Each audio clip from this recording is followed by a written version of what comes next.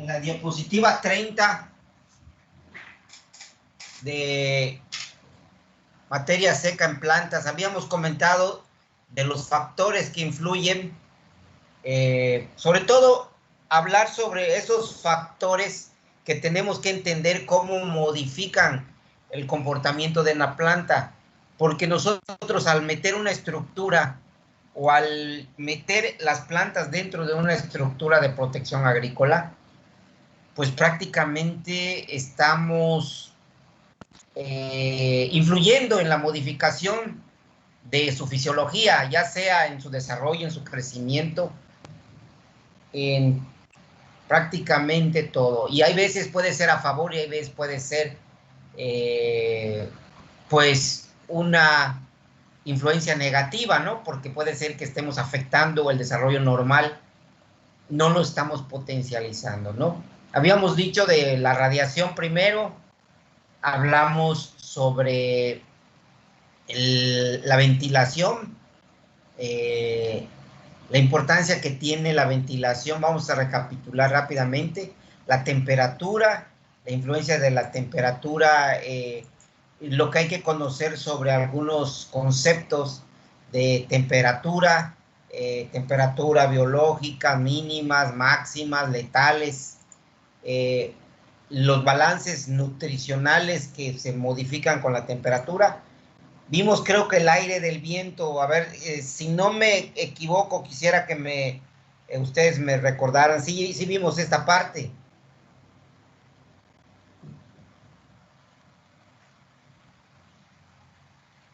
No, me parece que no.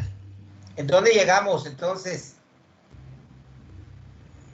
Hablamos de las temperaturas óptimas, mínimas, creo. Las temperaturas mínimas óptimas aquí. Entonces. Esas. Sí, esas. Entonces, aquí creo. Bueno, les comentaba que los límites en este caso, bueno, vamos a continuar entonces. Uno de los factores importantes es la temperatura, las bajas temperaturas y las mínimas temperaturas que deben de haber en clases, ¿no? La temperatura de germinación en este caso, por ejemplo, les comentaba yo a algunos de sus compañeros en las clases de la mañana, de que es importante entender, por ejemplo, cómo influye la temperatura en la germinación. Estas mínimas, pues, acá no influyen mucho, pero las óptimas, fíjense, jitomate de 25 a 30, los chiles, las berenjenas de 25, 30, 25, 30, 30, 35, calabacita 20, 30, melón 28, 30 y sandía 30, 35. Entonces, si se dan cuenta, les decía que estamos en una zona prácticamente muy buena para la germinación porque nuestras temperaturas son estas. Entonces es importante que la germinación, en nuestro caso, pues se dé de manera adecuada, porque cuando baja a una mínima, por ejemplo, 10, 13, estos valores, pues ocurre que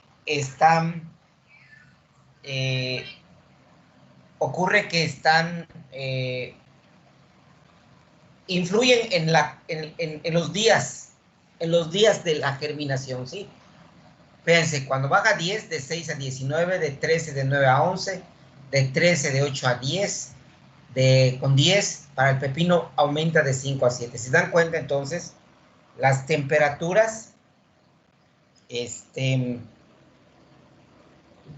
pueden en un momento dado influir para que se retarde la germinación.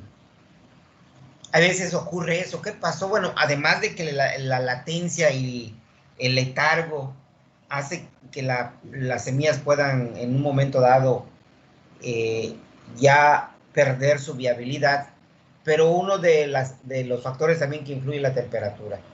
Si me dijeran qué puedo hacer, por ejemplo, con nuestras temperaturas, qué es lo viable en esta zona, pues pongámonos a producir plántulas. Creo que les comentaba algunos. Las plántulas tenemos las temperaturas óptimas para generar plántulas y germinación. Entonces, dediquémonos a producir plántulas para vender, porque de ahí no necesitamos más que esto y una humedad buena, y que tenemos la humedad, nada más hay que tratar de tener mucho cuidado en cuanto a la germinación, ¿sí? ¿Sí? Entonces, hay que tener mucho cuidado para a las enfermedades, a todo lo que en un momento dado nos puede atacar, ¿no? Entonces, la temperatura, otra cosa muy importante, tener en cuenta las temperaturas en el invernadero. Por ejemplo, en el agua de riego, 25 grados centígrados. Es muy importante que se tenga esto, de 25 grados centígrados. ¿Sí? En el ambiente interno, de 10 a 30 grados centígrados. ¿Sí? Muchas veces, sin querer, por ejemplo, en nuestro ambiente no hay tanto problema, porque 25 grados normalmente tiene el agua aquí en la zona. Pero cuando nos encontramos en zonas frías y el agua llega a tener hasta 10 grados, es un problemón, porque prácticamente estresas a las plantas y riegas con aguas muy frías. Y otra cosa, los fertilizantes, si vas a aplicar fertirriego, no se diluyen. Entonces, hay que tener mucho cuidado, sobre todo en las épocas de invierno. En cuanto al ambiente interno, vean, lo máximo que nosotros podemos tener en una estructura y que nos podemos permitir son 30 grados, 31, 32. Ya después de esos, la planta empieza a estresarse.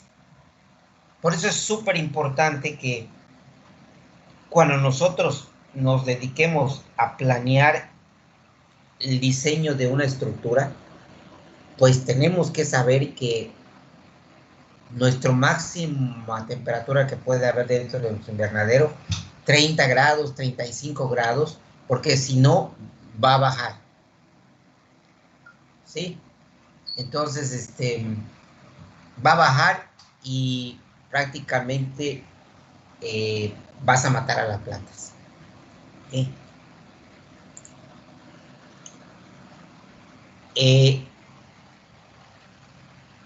Otro de los factores que hay que tomar en cuenta, y que también hay veces se nos olvida, sobre todo, es qué temperatura debe de tener el suelo o el sustrato. ¿Sí? ¿Qué temperatura debe tener el suelo o el sustrato? En este caso, ustedes creo que lo han vivido. Normalmente, si ustedes entran en un invernadero, se van a dar cuenta de que el invernadero tiene aproximadamente, el suelo, si ustedes lo agarran, puede llegar a tener hasta 30 grados, 35 grados el suelo. ¿Sí? Ustedes vayan al mediodía y agarren el suelo dentro de un invernadero y van a ver que se van a quemar. Entonces es súper importante que las temperaturas de los sustratos del suelo y lo que está dentro de las bolsas, si dicen bolsas, no pase de los 25 grados. Porque si no, va a haber problemas de asimilación de nutrientes. Aquí está. Se empiezan a dar problemas de asimilación de nutrientes y desbalance nutricional cuando hay muchas temperaturas altas. Por ejemplo, cuando hay unas plantas que resisten al frío, prácticamente podemos trabajar entre 17 y 20 grados. Pero cuando hay plantas con alto requerimiento de temperatura, lo máximo va a ser de 20 a 30. No podemos dar mucha, en este caso, mucho juego a la temperatura dentro de un invernadero, porque van a tener problemas de estrés. Sí se va a producir, de hecho, se va a producir, pero no estamos logrando nuestro máximo de nivel de producción. Tal vez me digan, bueno, pero es que en el cielo abierto hay veces se dan hasta 30 grados, 40 grados. Sí, cierto, sí se dan esas, pero ahí no se puede hacer nada. ¿Sí? Las plantas viven estresadas en ese sentido. Precisamente las estructuras fueron inventadas para darles a las plantas las mejores condiciones. ¿Sí? ¿Qué quiere decir esto? Que con esas condiciones que le vamos a dar a la planta, vamos a aumentar su rendimiento porque ya no va a estar transpirando demasiado y se va a dedicar a crecer, a desarrollar, a producir, todo eso, ¿sí? Entonces, es importante eso. Entonces, ahí vamos a terminar lo que es la temperatura. Tomemos en cuenta, y creo que para nosotros que vivimos en el trópico, el objetivo de todas las estructuras que vamos a trabajar en el trópico, y esto que se les quede bien claro, es que la temperatura hay que regularla máximo 30.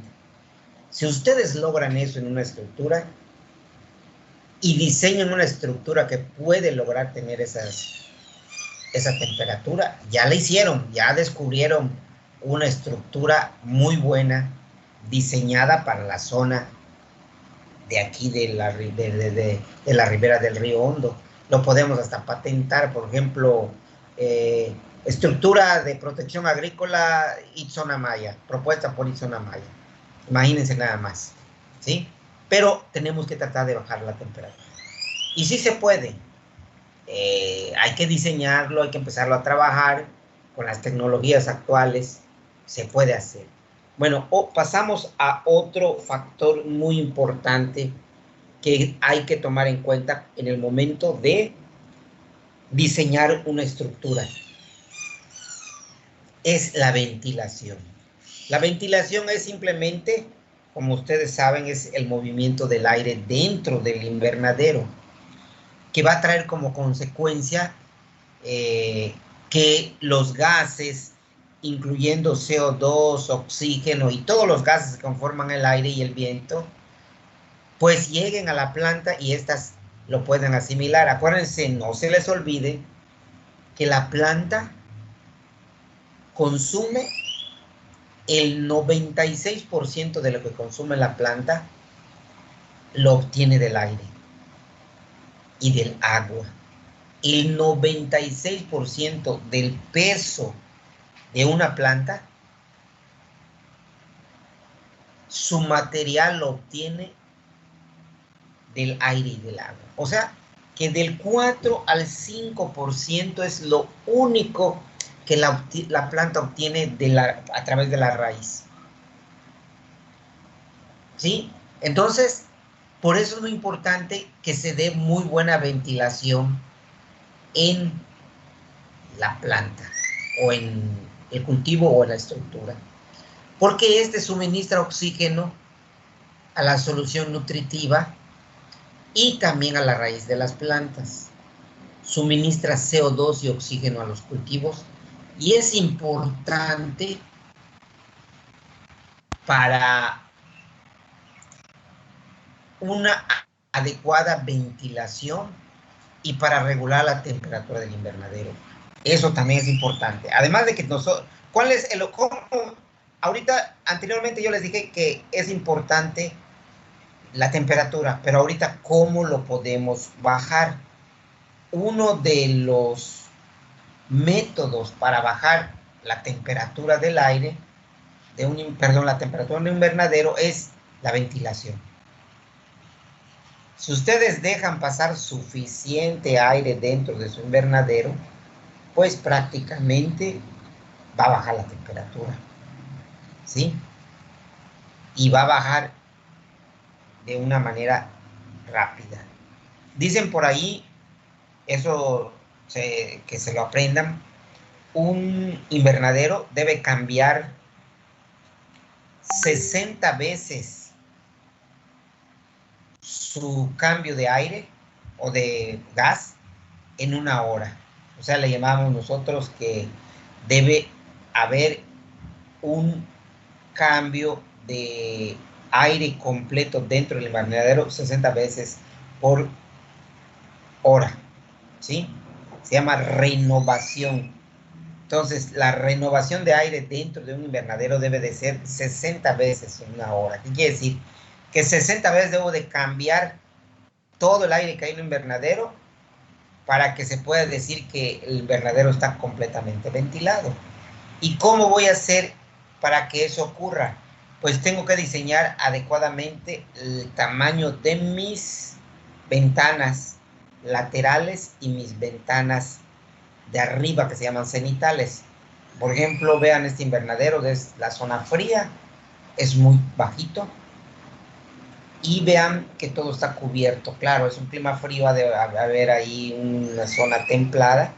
Y pues ahí creo que no hay tanto problema porque no se incrementa tanto la temperatura.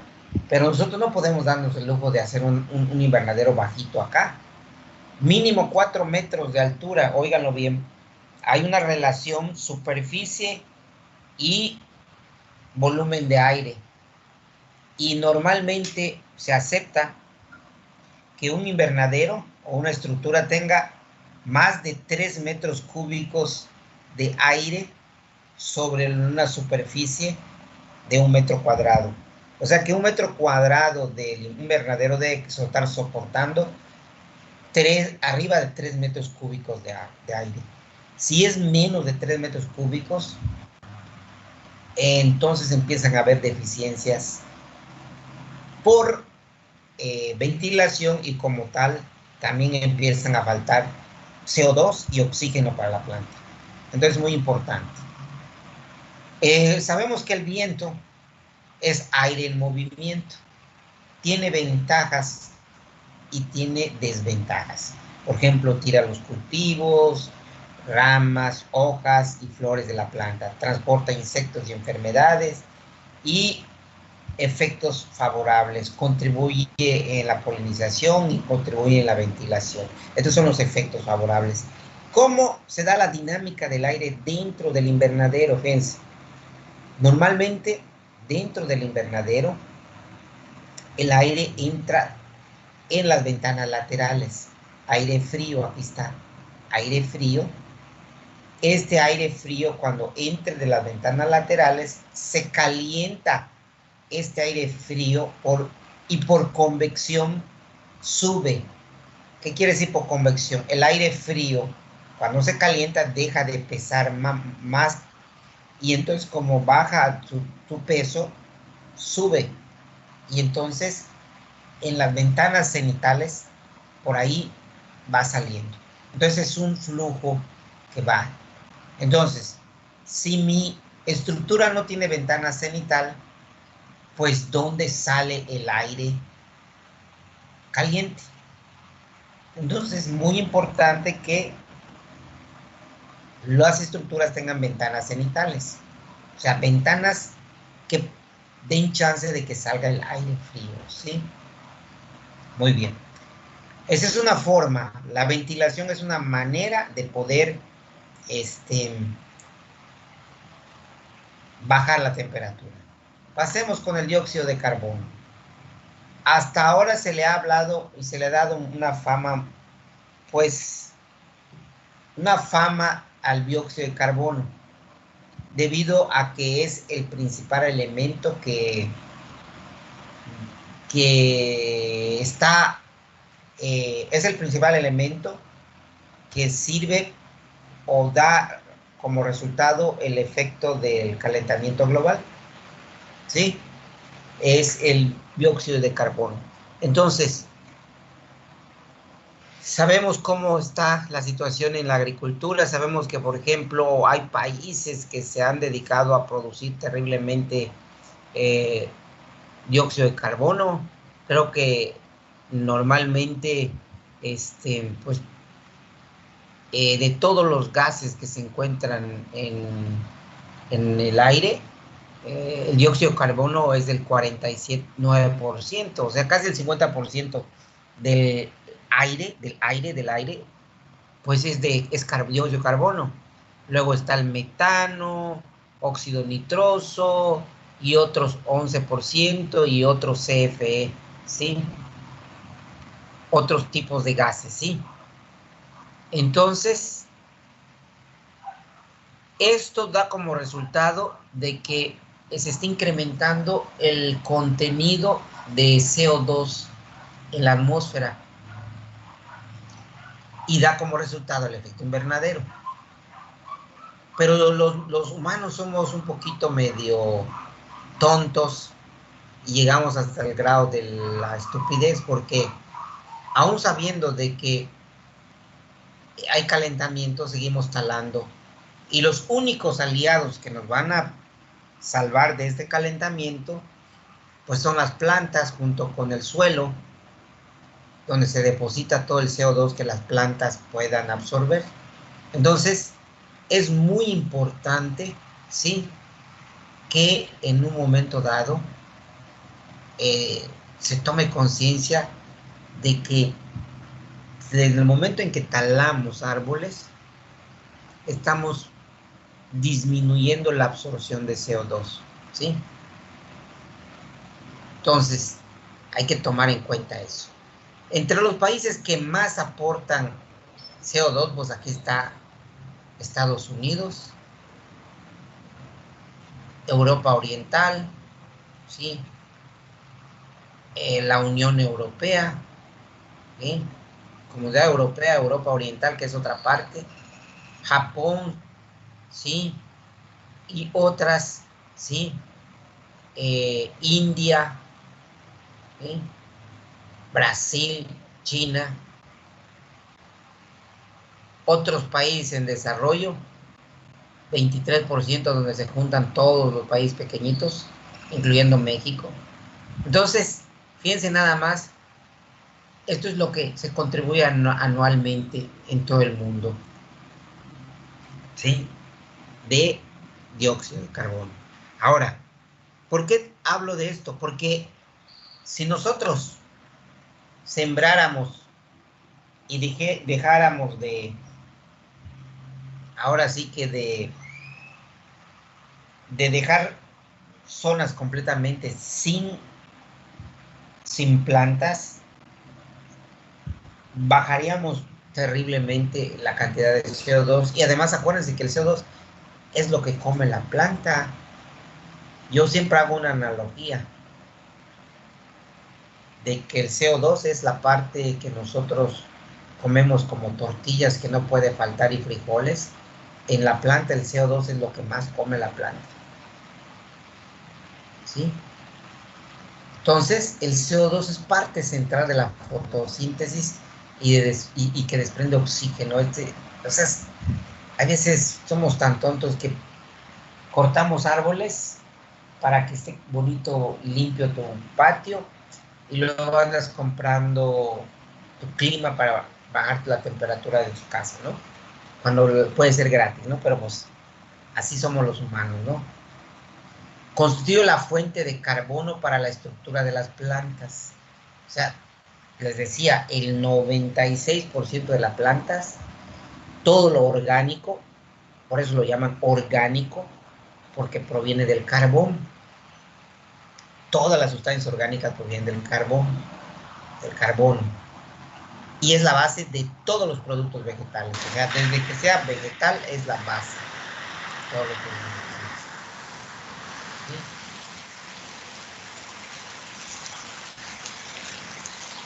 ¿Qué pasó por ahí? Escucho un ruido raro.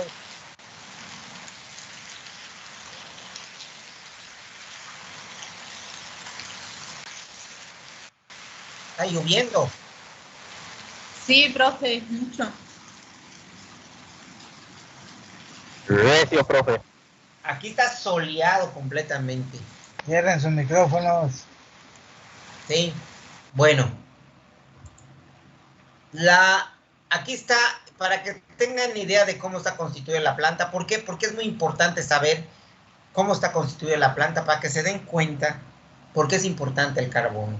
El carbono y el oxígeno juntos son el 90% del 90% del peso de la planta.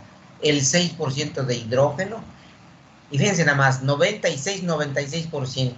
Y lo que es nitrógeno, potasio, calcio, magnesio y todos los elementos que son 16, no forman ni el 5% de la planta. Entonces lo que le metemos a la planta en forma de fertilizantes, es bien poquito. Entonces, ¿cuál es la solución del calentamiento global? Hay que sembrar árboles y hay que meter cultivos para que vayan atrapando ese CO2, ¿sí? No hay de otra. Miren,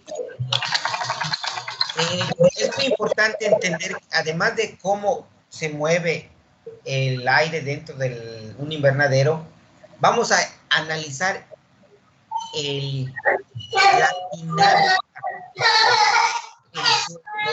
del invernadero. ¿Sí? Hay un micrófono por allá activado, por favor. Por favor.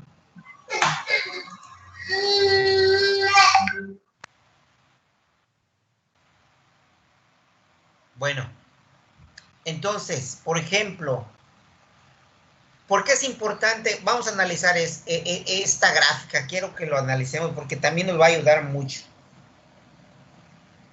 La planta normalmente, fíjense, la planta normalmente está diseñada para que pueda en su momento absorber el doble del CO2. O sea, tenemos la salvación en manos para el calentamiento global. Por ejemplo, si llega actualmente la concentración de CO2, creo que lo vimos anteriormente, cuánto está aquí. La concentración de CO2 aquí, dentro es de 300 a 350 partes por millón, las que hay afuera. Y cuando baja de repente, que, por ejemplo, en un lugar donde está cerrado completamente y puede aumentar hasta 800 partes, 1000 partes por millón. Pero si yo meto plantas y también sigue cerrado, llega un momento en que todo eso lo consumen las plantas y puede llegar hasta 200 partes por millón, que es lo que pasa en los invernaderos de mediodía. Baja la concentración de CO2.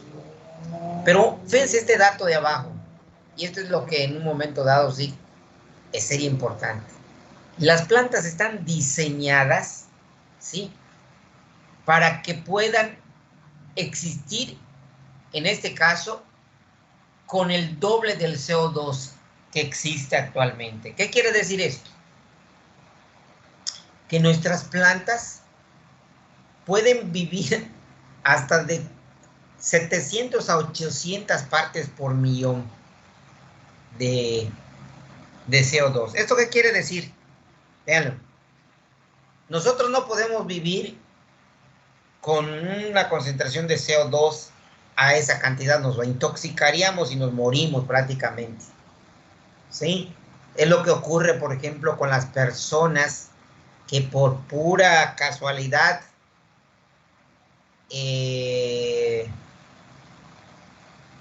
encienden su carro y se meten a algún lugar cerrado.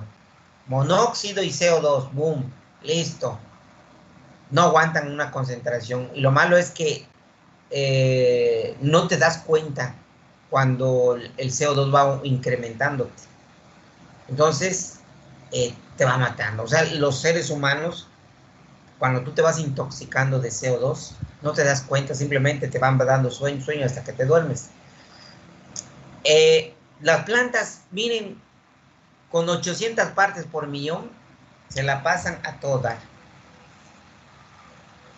Hay más, hasta duplican la fotosíntesis, o sea, el proceso de la fotosíntesis se duplica terriblemente, ¿sí? Entonces, ¿qué dato? Que si se incrementa el CO2, nosotros vamos a desaparecer y las plantas van a volver a renovar.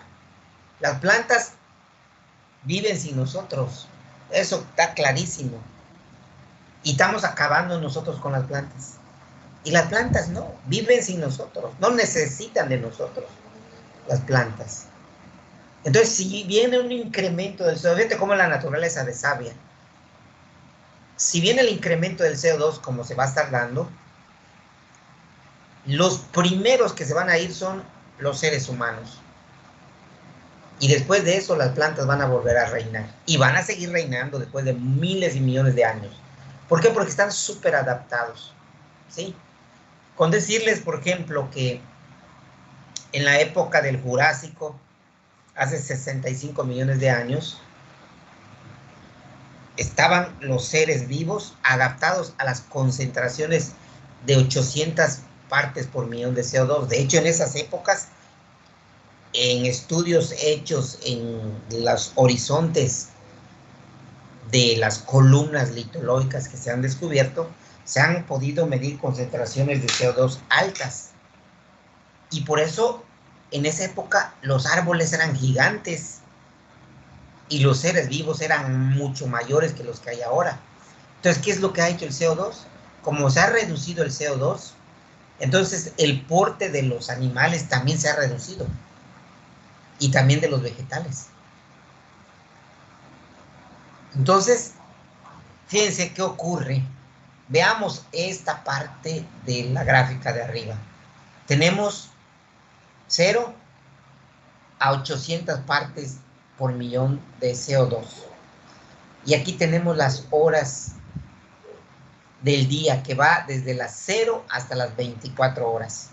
Fíjense nada más. La primera es variación diaria del contenido normal de CO2 en la atmósfera de un invernadero. O sea, en un invernadero común y corriente, véanse nada más. Está entre 400, 500, 2 de la mañana, 4 de la mañana, 6 de la mañana. Fíjense nada más. En la noche se va incrementando este contenido. ¿Por qué? ¿Qué creen? ¿Qué hacen las plantas normalmente en la noche? Ya no comen CO2, o sea, al no jalar CO2, porque en la noche las plantas no absorben CO2, entonces solo se dedican a respirar. Y las plantas son como nosotros, respiran CO2 y van sacando. Perdón, no.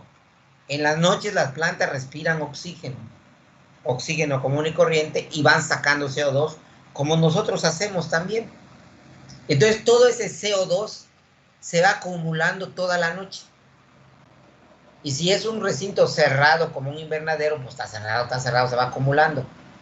Apenas sale el sol a las 8 o 6 de la mañana, y empieza la planta a fotosintetizar, ¿qué creen? Todo el CO2 que expulsó la planta en la noche, producto de la respiración, lo vuelve a jalar. Entonces la planta lo vuelve a jalar. Y cuando la radiación está a su máximo, hasta 14, ¿sí? Prácticamente, ¡boom!, baja a los niveles de 200 partes por millón. También ocurre en el medio ambiente, pero no se siente tanto porque como hay mucha ventilación, baja también. O sea que a las 2 de la tarde, 3 de la tarde, los invernaderos caen en su mínima cantidad de CO2. Ojo, ¿qué debo de hacer? Sabemos que la planta consume CO2 para vivir, es su alimento. ¿Qué debo de hacer? Pues a las 2 de la tarde, lo que debo de hacer es abrir mis ventanas para que entre aire y se renueva el aire y ya rico en CO2. ¿Sí? Esto ocurre en un invernadero cerrado completamente. Ya luego empieza a subir y otra vez en la noche, ya que vuelva el sol a caer, vuelve a acumularse el CO2. O sea, desde que se vaya el sol, la planta ya no fotosintetiza y el sol se cierra. Eso ocurre en un invernadero, ¿sí? La atmósfera de un invernadero. Ahora vamos a ver la parte de abajo. Variación diaria de la concentración de CO2 en un invernadero normal, en un invernadero tratado y al aire libre. Muy bien. En el invernadero tratado se supone, en un momento dado, el 1 atmósfera del invernadero con CO2, o sea, 2 atmósferas del invernadero sin CO2. El 1 quiere decir que se le inyecta CO2 para que no baje. El 2, atmósfera del invernadero sin CO2. Y el 3, atmósfera de afuera. Y vean. Entonces, la atmósfera de afuera, vean, no cambia. Es aproximadamente 350 partes por millón. No cambia, no cambia. Pero vean, en la atmósfera del invernadero 1, que es del invernadero con CO2 inyectado, tiene 400, 500. Le inyectan CO2 dentro del invernadero. Llega a un punto como las 9 de la mañana. Vuelve a bajar y de las 12 a las 3 de la tarde baja hasta 900 partes por millón. No hay problema. ¿Por qué es importante esto? Porque la planta con 300, 400 puede sobrevivir, pero con 800, ¿qué creen que hace la planta? Duplica su rendimiento. Si ustedes pueden inyectar CO2 dentro de un invernadero a estas horas y lo dejan hasta 800, 900, no, hombre, la planta se va a duplicar hasta su porte, ¿eh? Su tamaño de hojas. O sea, sí se da el bajón, pero no se da el bajón hasta punto crítico. Y luego, en la noche, vuelve a bajar hasta 400. Nunca baja a niveles críticos. Ahora, vamos con la atmósfera del invernadero sin un CO2 como lo que nosotros tenemos. Vean. 6 de la mañana, 9 de la mañana, empieza a bajar la cantidad de CO2, empieza a bajar, y llega un momento a las 6 que ya el sol se apaga, o no se apaga, perdón, se oculta, y empieza de nuevo a subir el CO2. Entonces, ¿qué quiere decir? Que la radiación, junto con la temperatura y la ventilación, influyen directamente con el contenido de CO2 de la planta. Fíjense nada más. La radiación hace que la fotosíntesis y la radiación también sube temperatura, por lo que la planta hace que se trabaje más. Y entonces eso hace también que la planta jale más CO2.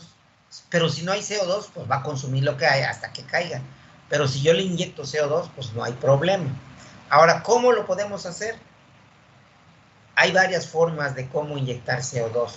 Una es metiéndole CO2 artificial. Se compran los tanques de CO2 y se tapa el invernadero y ¡boom! Se le inyecta.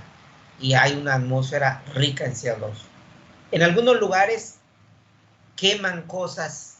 Ya ves que cuando queman se genera CO2.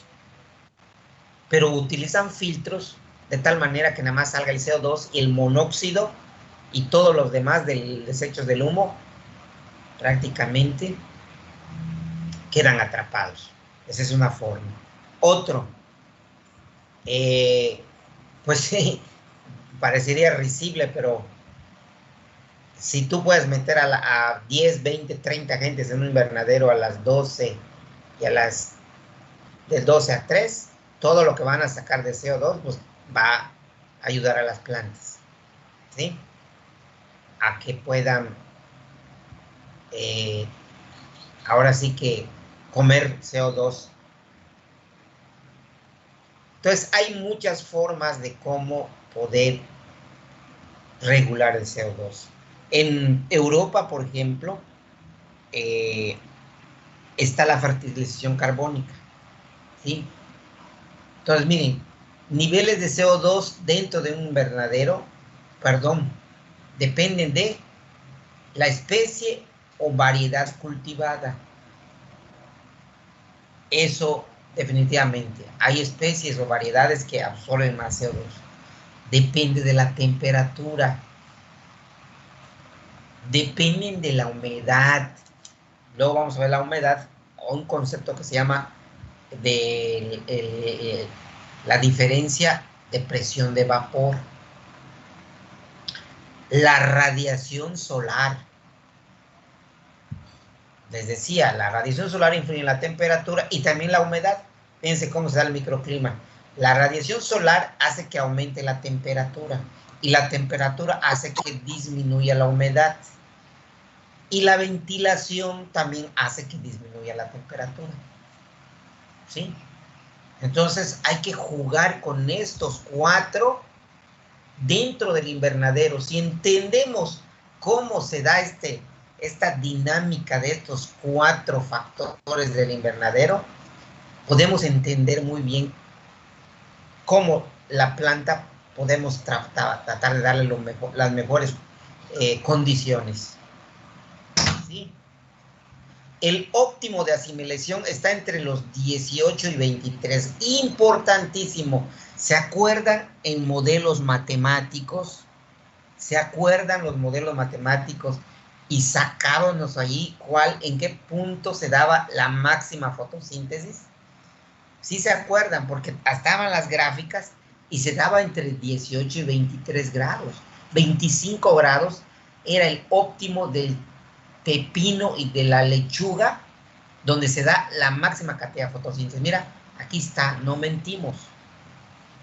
Entonces, si ustedes quieren que su máquina, llamado planta, trabaje a todo dar, pues hay que estar entre estos rangos 23, máximo 30, para que se dé el máximo. Vamos a suponer que no se puede, pero, por ejemplo,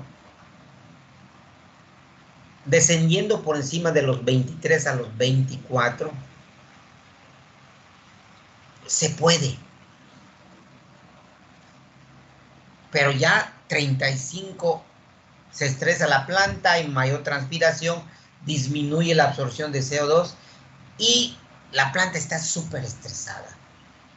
Entonces hay que generar estructuras que puedan dar estas condiciones. Todo a este juego de estos 4 factores se les llama control climático en invernaderos. ¿Ya vieron por qué es importante en un invernadero tener un termómetro para medir aire, un equipo para medir concentración de CO2, para medir humedad y para medir temperatura? Porque con esos equipos podemos entender cómo se está dando toda la mecánica del clima de un invernadero y así de esa manera poder bajar las temperaturas.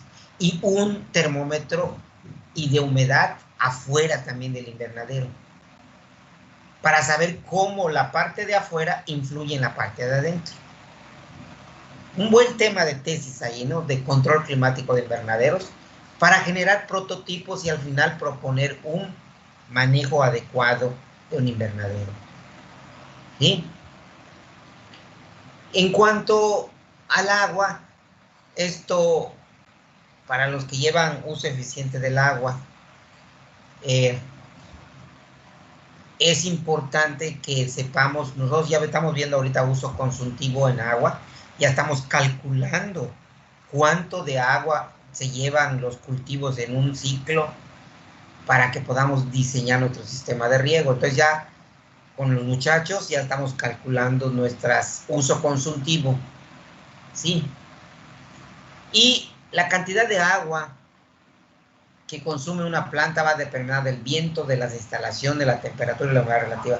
Todos estos factores se meten en la metodología para uso consultivo y se calcula cuánto lleva o cuánto absorbe una planta de agua en un día, en una semana, en un mes y todo su ciclo. Y también dependiendo de la etapa en que se encuentre el cultivo. Entonces, esto es lo que más o menos van consumiendo. Se llama uso consultivo. Miren, tabaco consume 450 milímetros de agua en todo su ciclo. Sorgo, maíz, algodón, y miren, la caña de azúcar es la que consume más, ¿sí? Por eso es importante que cuando sembremos sepamos qué es y qué cantidad de agua necesita nuestra planta, ¿sí? Bueno, ¿Hasta ahí hay alguna pregunta?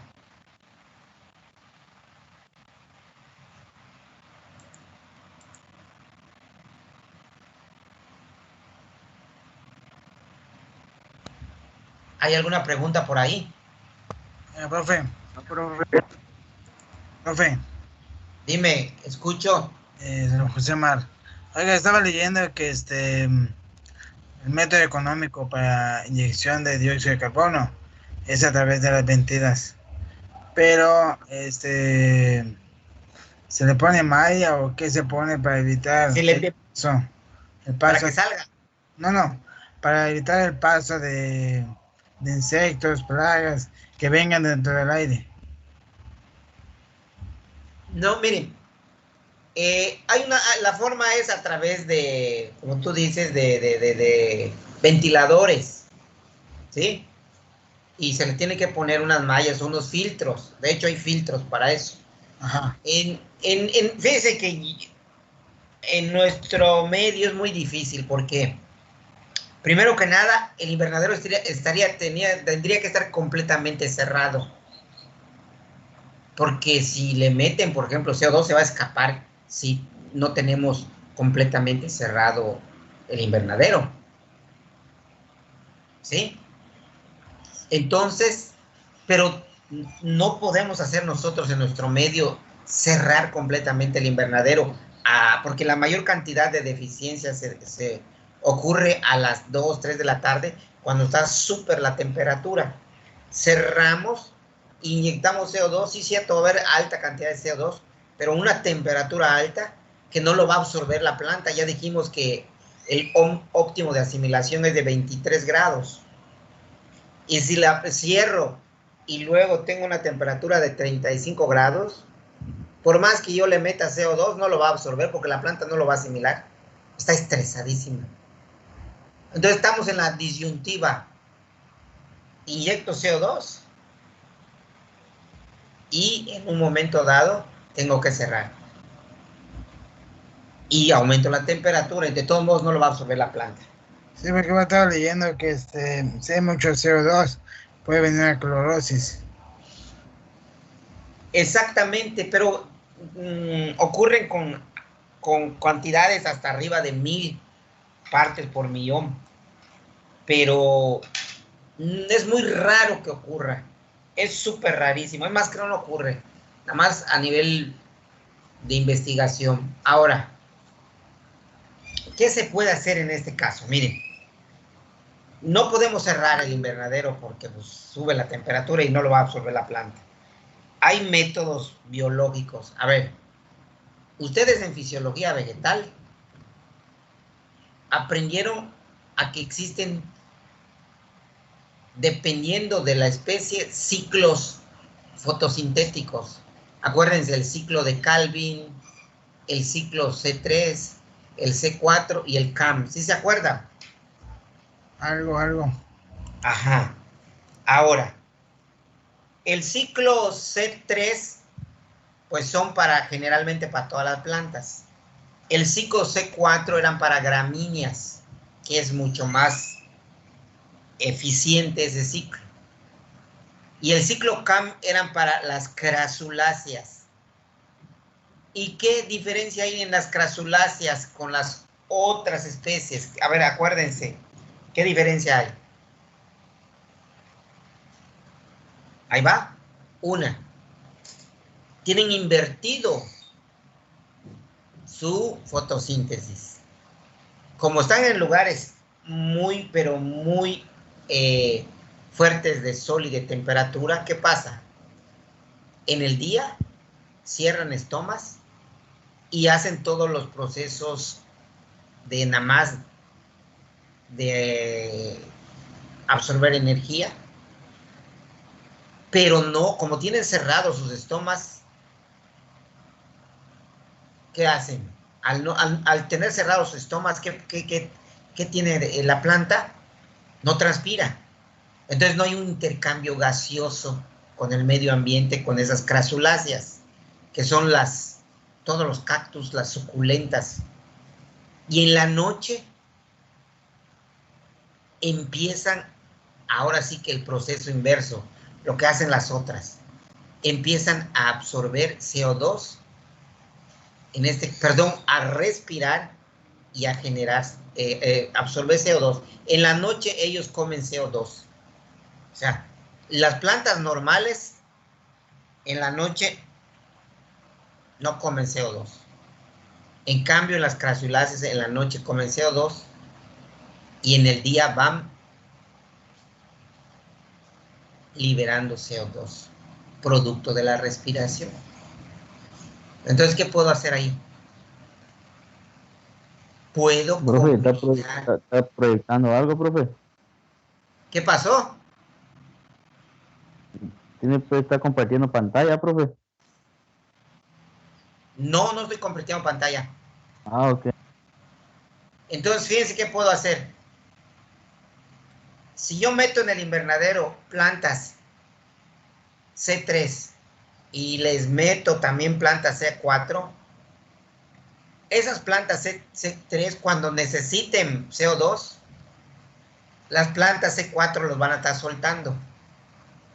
Y al revés, en la noche, cuando las plantas de la noche del C3 no necesiten CO2, estén sacando CO2 producto de su respiración, las plantas C4 lo van a comer. Entonces, ¿qué puedo hacer? Poner, por ejemplo, sembrar sábila.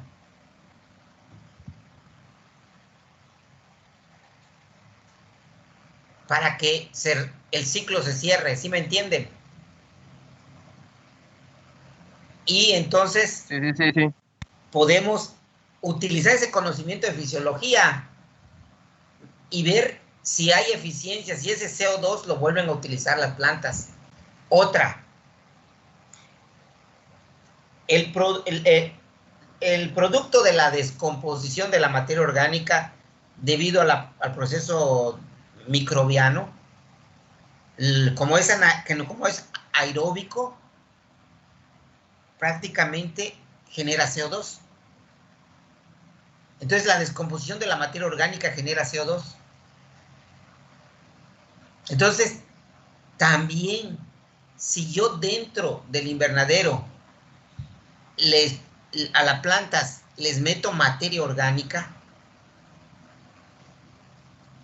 esa descomposición de la materia orgánica también va a incrementar el CO2, porque los organismos están trabajando y están descomponiendo la materia orgánica y están sacando CO2, porque como son aeróbicos, son como nosotros, respiramos y sacamos CO2. Y de esa manera puedo aumentar la concentración de CO2 en las plantas de un invernadero que necesitarían CO2 en las épocas de caída. O sea, para mí sería una solución y una viable y biológicamente sustentable. ¿O cómo la ven? Y otra cosa, si tú metes, por ejemplo, sábila o metes otras, acuérdense que muchas de esas son hasta cierto punto plantas que son desde un punto de vista que son factibles económicamente. Que prácticamente ayudan a que los insectos se repelen, o sea, ayudan a repeler insectos, pues. La sábila y otras. Entonces, dentro de un invernadero, para nosotros sería viable combinar policultivos, o sea, decir, voy a meter esto y esto, 3, 4 cultivos dentro del mismo invernadero para disminuir primero que nada, inclusive también, mientras más tengamos área foliar dentro de un invernadero, la temperatura va a bajar. Por ejemplo, vamos a suponer que quiero meter tomate y quiero meter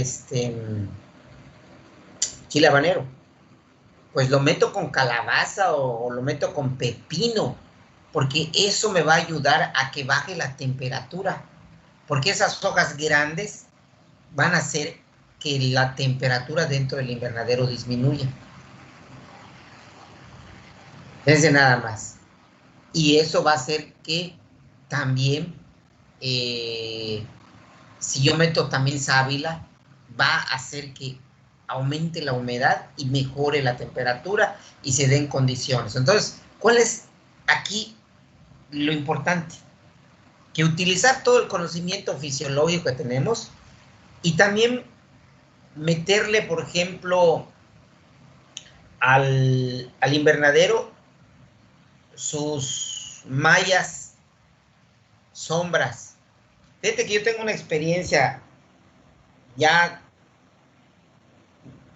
que ya entendí con el tiempo que llevo en la escuela. Por ejemplo, cuando inició, les voy a poner unas imágenes en donde cuando inició el invernadero, como no teníamos dinero para comprar plástico, eso ya tiene como 15 años o más, le puse malla sombra del 25%. Y sembré chile habanero, tomate y pepino. Y me dio re bien. Así, de hecho, la presentación que les les puse la vez pasada, ahí aparecía, a ver si se los pongo de nuevo.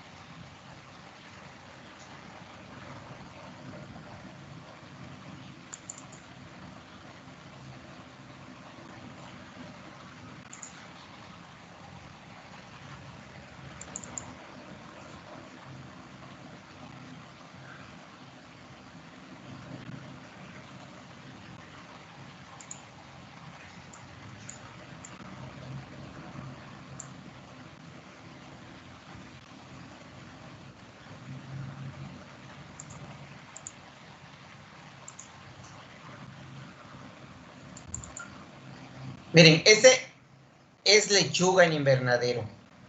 No es nada más. Es en el túnel. Y tiene malla sombra encima, pero tiene plástico. Vean cómo... ¿Qué es, profe? Es ahí en el túnel. En el túnel que está allí al lado de biotecnología. Es lechuga. Pero eso que está ahí Lechuga. parece pepino, profe. Perdón, lechuga. Pepino. Pepino. Es pepino, Ah. profe. Pepino, Ok. sí. Fíjense nada más el tamaño de las hojas. Y esa vez cosechamos bastante, creo que como 100 kilos de pepino. Sí. Y tenía malla sombra arriba. ¿Sí? Imagínense, es un pedacito. Y luego, en esa misma, también nos metimos a producir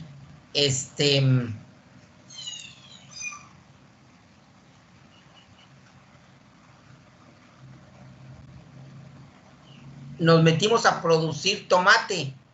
Ahí mismo. A ver si lo logran ver.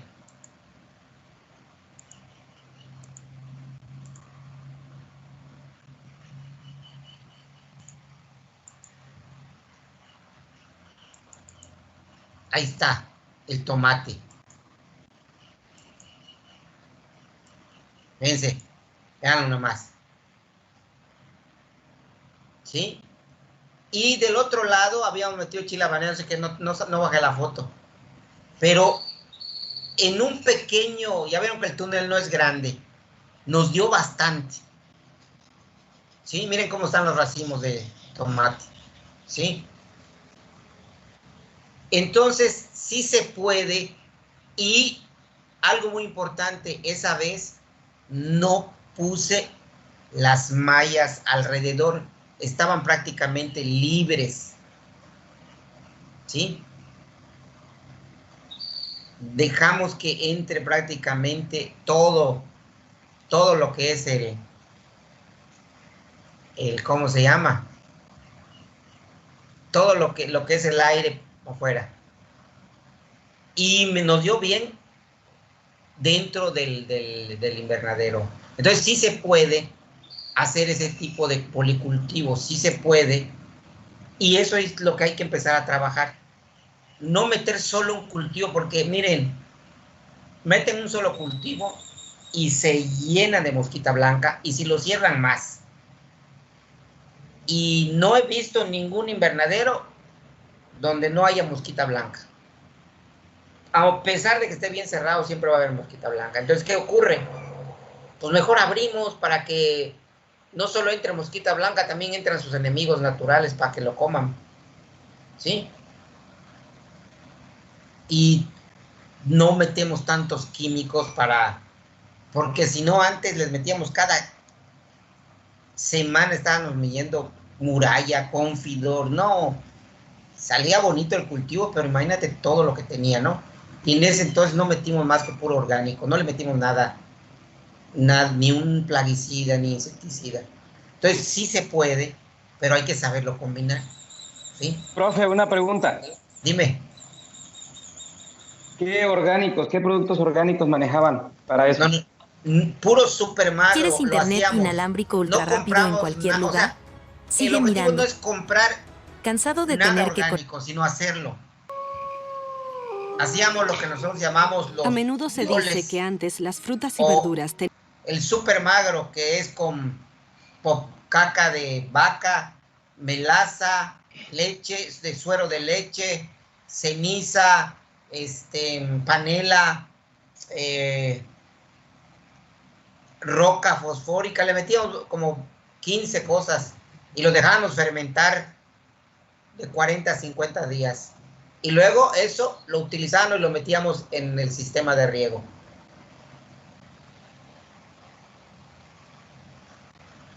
Y daba bastante. ¿Sí? Y también lo utilizábamos eso mismo para fertilización foliar. También lo utilizábamos.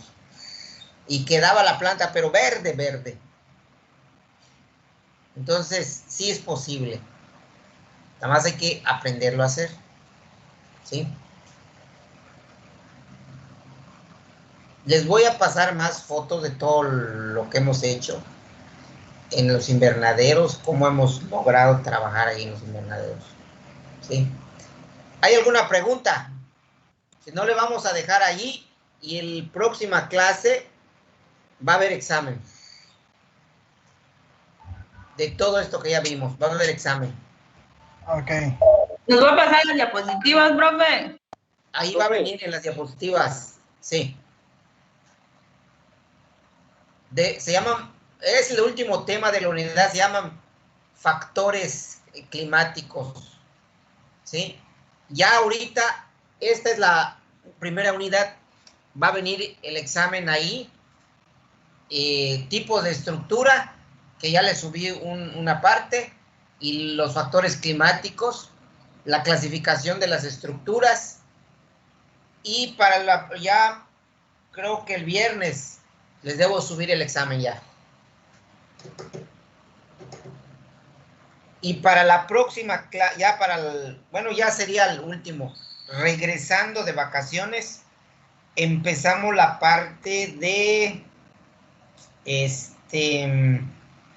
cálculos de estructuras, diseño, todo lo que es diseño, así que tienen que estar, pero duchos con la parte de de física, sobre todo cálculo de trigonometría, más que nada, resistencia de materiales, todo lo que vieron en física, ¿sí? Pura fórmula, es como ingeniería civil. Vamos a hacer un cálculo de la cálculos estructurales para calcular el tamaño del invernadero, la altura, y ya que lo diseñemos, también vamos a calcular de qué tamaño van a ser las ventanas, si va a llevar ventilación, cuántos ventiladores, se va a llevar nebulizadores, cuántos nebulizadores, eso todo, dependiendo a qué temperatura quiero ponerlo. Hecho. Eso es la parte de diseño de estructuras. ¿Sí? ¿Hasta ahí alguna pregunta?